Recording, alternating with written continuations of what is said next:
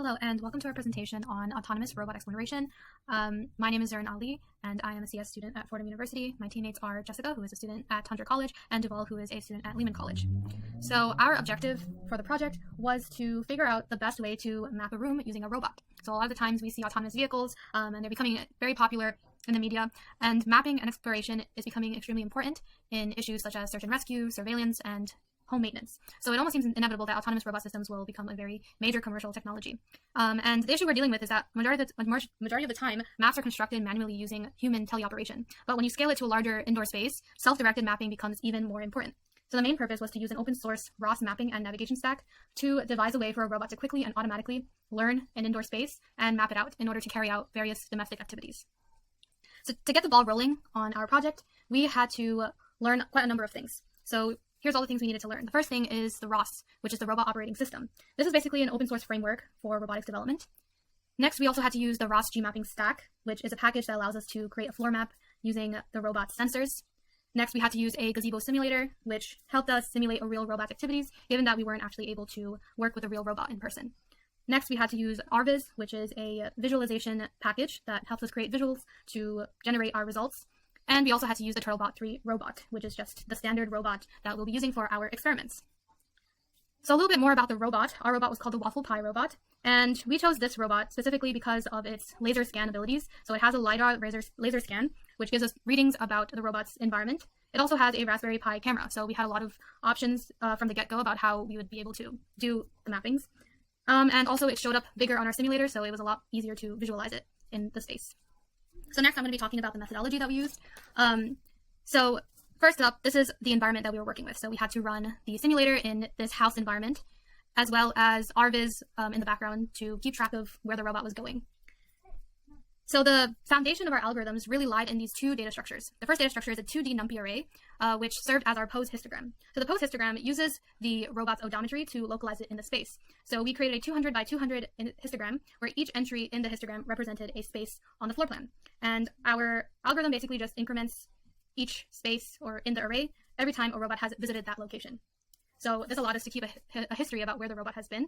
Next, we have a 2D NumPy array that represented the wall histogram, which basically just used the LiDAR laser rangefinder, and it gave us feedback about the laser and the objects that it got the information from. So we got to know where a wall was located or where a table leg was located. So the first algorithm that we implemented was called the wander program. So this is the first approach to robot exploration, and we just allow the robot to wander the room at random speeds while avoiding obstacles. So it uses the robot's laser rangefinder, and that's how it detects those obstacles, and it turns away from them at a constant velocity. And then if no obstacles were found, the robot just assumes a random velocity from 0.1 to 0.9.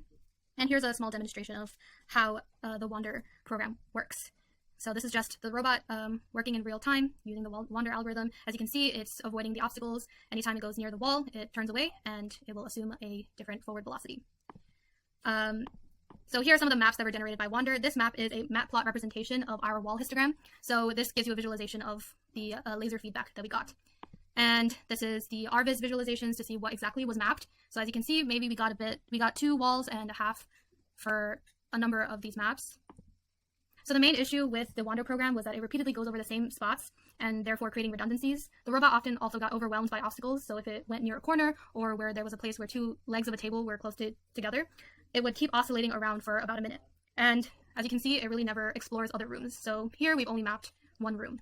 Our second algorithm was called the speed up algorithm. This algorithm uses a 2D NumPy array data structure that represents the room. So basically the pose histogram. And the way this algorithm works is that it speeds up at the locations that it has been before. So anytime there is a number in the pose histogram, it will speed up directly proportional to the entry at that location. So for example, if I went to a spot in the array that had the number 23, it would speed up by a scale of 23 at that location. So this basically just encourages the robot to explore other areas by ignoring the places where it has already been repeatedly. And here are some of the maps that are generated by the speed up algorithm. So as you can see, we have a lot more defined walls. In this map, we actually got all 4 walls of the room, as well as here we got more definition. And this is also the maps that were generated by the speed up algorithm. So as you can see, we get to explore a lot more of the room. So in the gray areas are all the places where the robot has detected. And we even at some times go into the other room. However, this still doesn't really solve the problem of exploration because we don't really go into other rooms. So we wanted to think of ways that we can encourage the robot to go to other rooms. So we tested an algorithm called the wall tracer algorithm, and it uses the wall histogram to basically go towards the places of high value, which we assume are the walls. So what it's going to do is it's going to go to places where there's a wall and trace along that wall. And by tracing along that wall, it would also be able to find doorways. So it uses patterns in the array where there's a breakage somewhere. So maybe we have a bunch of really high values, and then we have a bunch of zeros, and then another bunch of high values. So when it does find that pattern, the algorithm encourages the robot to explore the spaces beyond that doorway.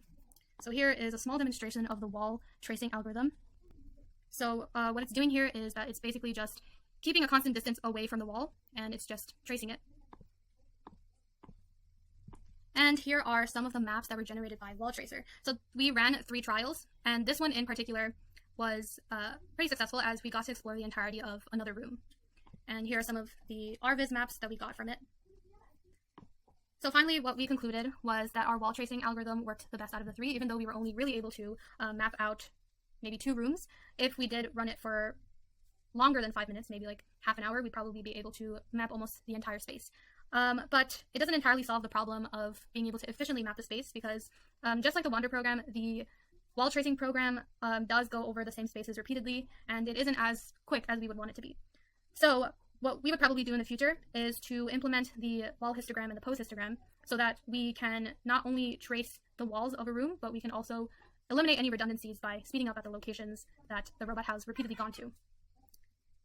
And that is the end of our presentation. Thank you.